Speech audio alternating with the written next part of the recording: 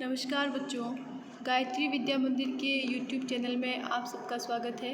आपकी कक्षा 11 की अनिवार्य हिंदी की क्लास में हम पढ़ रहे हैं आपकी पाठ्यपुस्तक आरोह से अक्क महादेवी। आइए पढ़ते हैं कवित्री परिचय। जीवन परिचय। इतिहास में शैव आंदोलन से जुड़े कवियों और रचनाकारों की लंबी सूची है। अक्क महादेवी इस आंदोलन से जुड़ी एक महत्वपूर्ण कवित्री थी। इनका जन्म कर्नाटक के उडुतरी गांव, जिला शिवमोगा में 12वीं सदी में हुआ। इनके आराध्य चन्न मल्लिकार्जुन देव अर्थात शिव थे। इनके समकालीन कन्नड़ संत कवि बसवन्ना और अल्लामा प्रभु थे। कन्नड़ भाषा में अक्क शब्द का अर्थ बहिन होता है। अक्क महादेवी अपूर्व सुंदरी थी। वहाँ का राजा इनकी अद्भुत अलौकिक सौंदर्य को देखकर मुग्ध हो गया तथा इनसे विवाह हेतु इनके परिवार पर दबाव डाला। अक्क महादेवी ने विवाह के लिए राजा के सामने 3 शर्तें रखी। विवाह के बाद राजा ने उन शर्तों का पालन नहीं किया, इसीलिए महादेवी ने उसी क्षण राज परिवार को छोड़ दिया। अक्क ने इसके बाद जो किया वह भारतीय नारी के इतिहास की एक विलक्षण घटना बन गई। इससे उनके विद्रोही चरित्र का पता चलता है। अक्क ने सिर्फ राजमहल नहीं छोड़ा, वहाँ से निकलते समय पुरुष वर्चस्व के विरुद्ध अपने आक्रोश की अभिव्यक्ति के रूप में अपने वस्त्रों को भी उतार फेंका।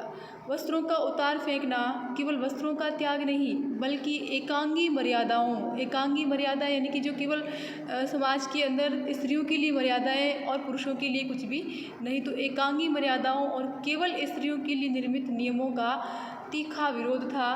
स्त्री केवल शरीर नहीं है।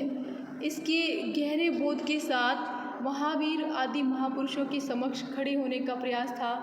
इस दृष्टि से भगवान महावीर स्वामी, इस दृष्टि से देखें तो मीरा की पंक्ति तन की आस कबहू न कीनी, जो रणमाही सूरों यानी कि शरीर की इच्छा कभी नहीं की। जिस प्रकार युद्धभूमि में शूरवीर जो है वो केवल और केवल विजयश्री को ही महत्व देता है, अपने शरीर को नहीं, अपने शरीर की रक्षा का ध्यान वो नहीं रखता कभी। अक्क पर पूर्णतः चरितार्थ होती है ये पंक्ति। अक्क के कारण शैव आंदोलन से बड़ी संख्या में स्त्रियां जुड़ी, जिनमें अधिकतर निचले तबकों से थी, तबका यानी वर्ग, और अपने संघर्ष और यातना की कविता के रूप में अभिव्यक्ति दी। इस प्रकार अक्क महादेवी की कविता पूरे भारतीय साहित्य में क्रांतिकारी चेतना का पहला सृजनात्मक दस्तावेज है और संपूर्ण स्त्रीवादी आंदोलन के लिए एक अजस्र प्रेरणा स्रोत भी।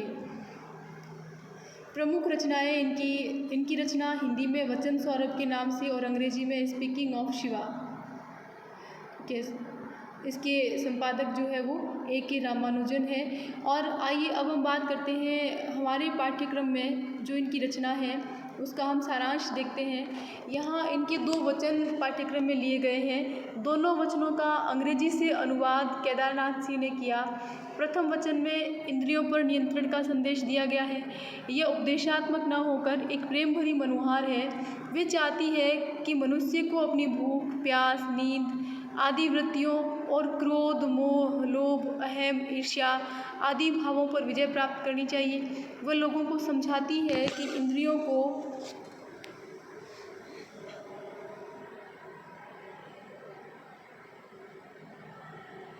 वश में करने से ही शिव की प्राप्ति संभव है। दूसरा वचन एक भक्त का ईश्वर के प्रति समर्पण है। चन्न मल्लिकार्जुन की अनन्य भक्त अक्क महादेवी उनकी अनुकंपा के लिए हर भौतिक वस्तु से अपनी झोली खाली रखना चाहती है। वे ऐसी निष्प्रह स्थिति की कामना करती है जिससे उनका स्व या अहंकार पूरी तरह से नष्ट हो जाए। वह ईश्वर को जूही के फूल के समान बताती है। वह कामना करती है कि ईश्वर उससे ऐसे काम करवाए जिनसे उसका अहंकार समाप्त हो जाए। वह उनसे भीख मंगवाए, भले ही उसे भीख ना मिले। वह उससे घर की मोहमाया छुड़वा दे। जब कोई उसे कुछ देना चाहे तो वह गिर जाए और उसे कोई कुत्ता छीन कर ले जाए। कवित्री का एकमात्र लक्ष्य अपने परमात्मा की प्राप्ति है। आइए बात करते हैं हम पहली जो इनकी कविता है या इनका जो वचन है, हे भूख मत मचल। जिसमें कवित्री ने इंद्रियों को वश में करने की ओर संकेत किया है। कवित्री अपनी इंद्रियों को वश में करने का प्रयास करते हुए अपनी इंद्रियों से कहती है, हे भूख मत मचल, मचलना यानी कि पाने की जिद करना, प्यास तड़प मत, हे नींद मत सता, क्रोध मचा मत उथल पुथल, हे मोह पाश अपने ढील, लोभ मत ललचा, मद मत कर मदहोश, ईर्ष्या जला मत, ओ चराचर मत चूक अवसर, आई हूँ संदेश लेकर चन्न मल्लिकार्जुन का। देखें तो यहाँ इस वचन में कवित्री अक्क महादेवी अपनी इंद्रियों को वश में करते हुए मनुष्य को ईश्वर के प्रति, ईश्वर की भक्ति में लीन होने का संदेश देते हुए कहती है, हे भूख मत मचल। कवित्री अपनी भूख से कहती है कि तुम मचल मत यानी कि पाने की जिद ना कर, प्यास तड़प मत, हे प्यास तू मुझे मत तड़पा, मुझे मत ललचा, हे नींद मत सता। कवित्री अपनी नींद को भी अपने नियंत्रण में करना चाहती है कि तू मुझे मत सता। नींद को रोकने के लिए इसलिए कहती है क्योंकि वो ईश्वर की भक्ति में लीन होना चाहती है और इसीलिए वह अपनी इंद्रियों पर नियंत्रण पाना चाहती है। क्रोध मचा मत उथल पुथल, जब व्यक्ति को क्रोध आता है तो उसमें उथल पुथल मचने लगती है यानी कि उसका विवेक नष्ट होने लगता है। तो कवित्री चाहती है कि उस क्रोध जो है वो उसका विवेक नष्ट ना करे, जिससे कि वो ईश्वर की भक्ति कर सके। हे मोह पाश अपने ढील, पाश यानी बंधन, ढील यानी कि ढीला करना, छोड़ना, मुक्त करना। अपने मन में बैठे हुए मोह से कहती है कि तू अपने बंधनों को ढीला कर, क्योंकि व्यक्ति सांसारिक मोह माया के बंधनों में जकड़ा हुआ रहता है तो ईश्वर से वो बहुत दूर रह जाता है। तो इसीलिए वो चाहती है कि वो संसार में सिर्फ भूख प्यास नींद इन सब के लिए ही ना जिए, बल्कि इन पर नियंत्रण रखते हुए वो क्या करे, ईश्वर की ओर अग्रसर हो सके, ईश्वर भक्ति में लीन हो सके। लोभ मत ललचा, जिस प्रकार लोभ संसार के अंदर लोगों को लालायित बनाए रखता है, तब व्यक्ति उस लोभ को पूरा करने में लगे रहते हैं, ईश्वर से बहुत दूर हो जाते हैं। मद यानी अहंकार, मत कर मदहोश यानी कि हे अहंकार तू इतना प्रभाव मत डाल अपना जिससे प्रभावित होकर के मैं संसार के अन्य लोगों के प्रति सम्मान को ही भूल जाऊं। ईर्ष्या जला मत, हे ईर्ष्या तू मेरे अंदर घर करके मुझे इतना मत जला कि मेरे हृदय में लोगों के प्रति प्रेम और सम्मान के भाव ही खत्म हो जाए। यानी कि जब ईर्ष्या होगी तो एक व्यक्ति दूसरे व्यक्ति से ईर्ष्या ही करता रह जाएगा, किसी को दूसरे की सम्मान की चिंता नहीं रह जाएगी और दूसरे की अच्छाई बिल्कुल नज़र ही ना आ पाएगी। तो कवित्री चाहती है कि लोभ लालच अहंकार ईर्ष्या ये सारी चीज़ें उसके भीतर से नष्ट हो जाए, मनुष्य के भीतर से नष्ट हो जाए। ओ चराचर मत चूक अवसर, चर अचर यानी जड़ और चेतन। तो कवित्री कहती है कि इस जड़ और चेतन यानी कि इस संसार में आने वाले प्रत्येक व्यक्ति से कवित्री कहती है कि इस संसार में आकर के तुम्हें ईश्वर भक्ति का जो बहुत अच्छा अवसर मिला है उसे मत चूको, क्योंकि मैं तुम्हारे लिए आई हूँ संदेश लेकर चन्न मल्लिकार्जुन का, यानी कि मैं तुम्हारे लिए भगवान शिव का ये संदेश लेकर के आई हूँ कि अपने भीतर की इंद्रियों को नियंत्रित करके इंद्रियों पर नियंत्रण प्राप्त करते हुए ईश्वर भक्ति की ओर अग्रसर हो जाओ। आइए बात करते हैं हम दूसरी रचना, हे मेरे जूही के फूल जैसे ईश्वर। तो देखिए यहाँ कवित्री एक भक्त, ईश्वर को समर्पित जो भक्त है वो सांसारिकता के प्रभाव से पूर्णतः मुक्त होना चाहता है, स्वयं को अहंकार से पूर्णतः मुक्त करना चाहता है।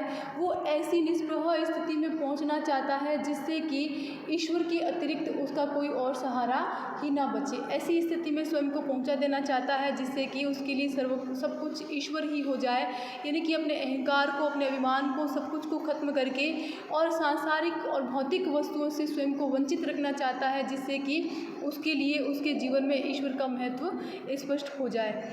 हे मेरे जूही के फूल जैसे ईश्वर, देखो यहाँ पे दृष्टांत लिया है ईश्वर के लिए जूही का फूल। क्यों लिया है उसके विषय में बात करते हैं हम पहले, क्योंकि जूही का फूल जो है वो सफ़ेद सुंदर पवित्र और सुगंधित पुष्प होता है, कोमल पुष्प होता है। उसी प्रकार ईश्वर भी पवित्र है, निष्पाप है, आनंदमय है, दयालु है और विघ्नहर्ता है, संसार के लोगों का कष्ट मिटाने वाले हैं। इसीलिए ईश्वर को जूही का फूल बताया है, जूही के फूल से उपमित किया है लेखिका कवित्री ने।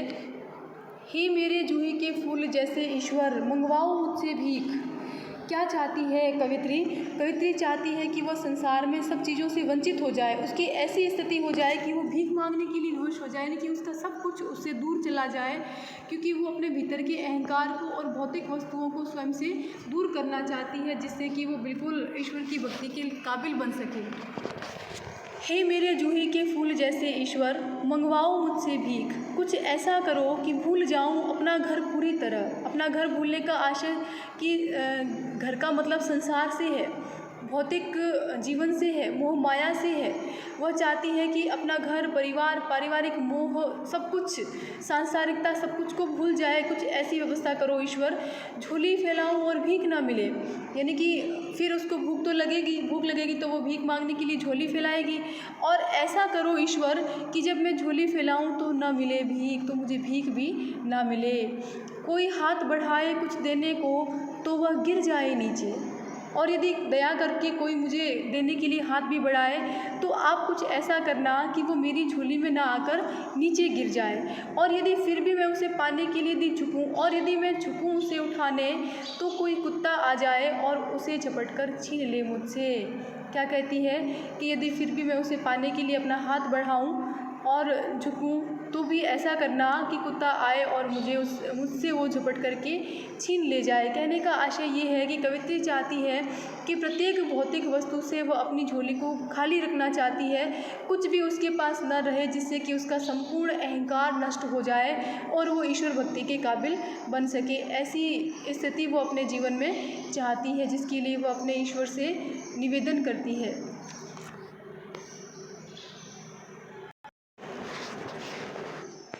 आइए बात करते हैं हम प्रश्नों की।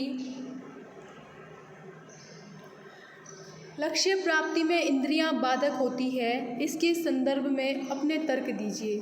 तो देखें, ज्ञानेंद्रियां मानव शरीर का महत्वपूर्ण अंग है जो अनुभव का साधन है। लक्ष्य प्राप्ति की जहाँ तक बात है, यदि वह ईश्वर प्राप्ति है, लक्ष्य प्राप्ति यानी ईश्वर प्राप्ति का लक्ष्य है, तो वह एक ऐसी साधना के समान है जिसमें इंद्रियां बाधक है।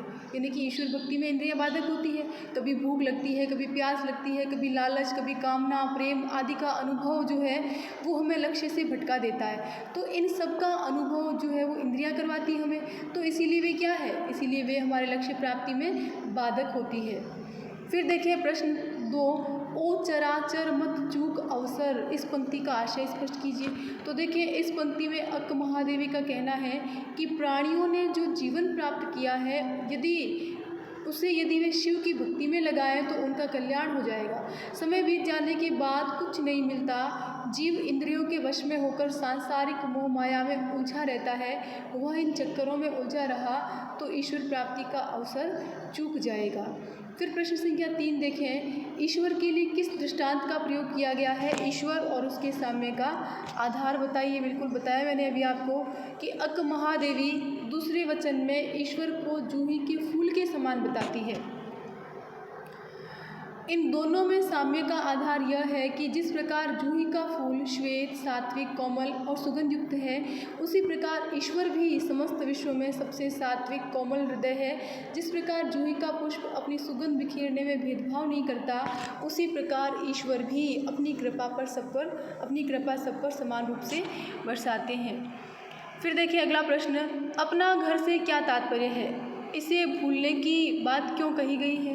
अपना घर से तात्पर्य मोह माया से युक्त जीवन। व्यक्ति इस घर में सभी से लगाव महसूस करता है, वह इसे बनाने व बचाने के लिए 99 के फेर में पड़ा रहता है, यानी लोभ लालच में डूबा रहता है। कवित्री इसे भूलने की बात कहती है, क्योंकि घर की मोह ममता को छोड़े बिना ईश्वर भक्ति नहीं की जा सकती। घर का मोह छूटने के बाद हर संबंध समाप्त हो जाता है और मनुष्य एकाग्रचित होकर भगवान में ध्यान लगाता है।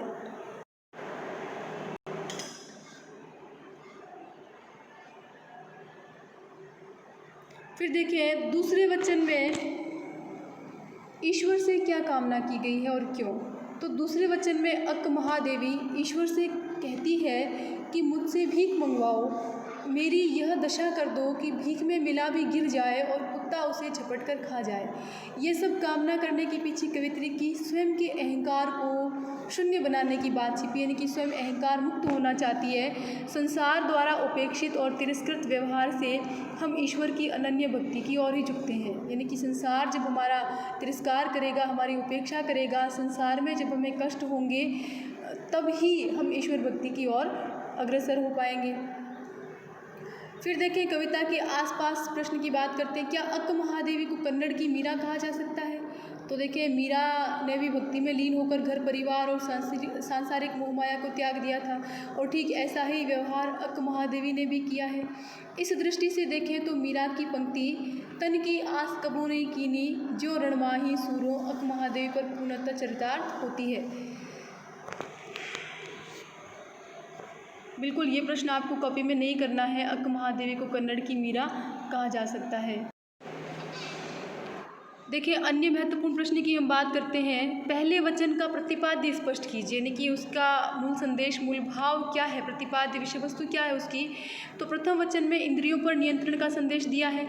यह उपदेशात्मक न होकर एक प्रेम भरी मनुहार है।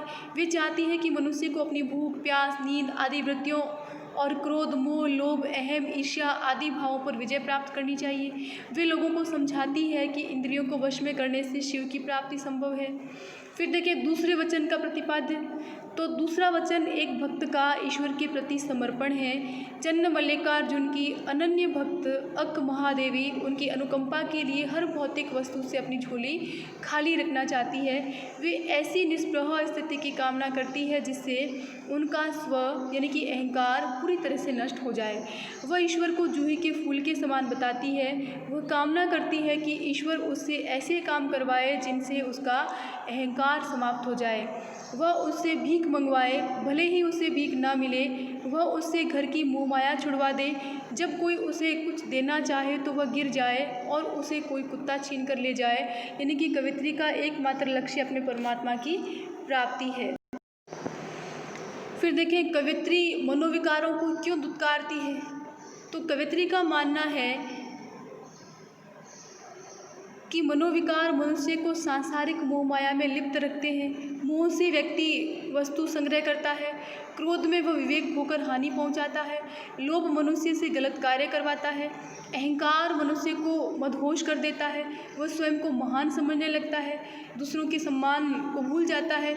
ये सभी मनुष्य को ईश्वरीय भक्ति से दूर ले जाते हैं। इसी कारण मनुष्य का कल्याण नहीं होता। तो देखें, कवित्री शिव का क्या संदेश लेकर आई है। कवित्री शिव की अनन्य भक्त है। वह संसार में शिव का संदेश प्रचारित करना चाहती है कि ईश भक्ति में ही प्राणी की मुक्ति है। शिव करुणामयी है और संसार का कल्याण करने वाले हैं। जो प्राणी सच्चे मन से उनकी भक्ति करता है वे उसे मुक्ति प्रदान करते हैं। प्राणी को जीवन में ऐसा अवसर बार बार नहीं मिलता, अतः उसे इस अवसर को छोड़ना नहीं चाहिए। फिर देखिए, अंतिम प्रश्न की बात हम करें। अक्क महादेवी ईश्वर से भीख मंगवाने की प्रार्थना क्यों करती है। क्योंकि अक्क महादेवी का मानना है कि व्यक्ति तभी भीख मांगता है जब उसका अहम भाव समाप्त हो जाता है, वह निर्विकार हो जाता है। ऐसी दशा में ही ईश्वर भक्ति की जा सकती है। व्यक्ति निष्प्रह होकर लोक कल्याण की सोचने लगता है और इसीलिए वह चाहती है कि ईश्वर उसे भीख मांगने तक के लिए विवश कर दे। तो ये था हमारे अक्क महादेवी से संबंधित प्रकरण। उम्मीद करती हूँ आपको अच्छे से समझ में आ गया होगा। प्रश्न जो आपको बताए हैं सारे अपनी कॉपी में बहुत सुंदर लिखावट में आप कर लें। इसी के साथ ही आज का वीडियो समाप्त होता है। धन्यवाद।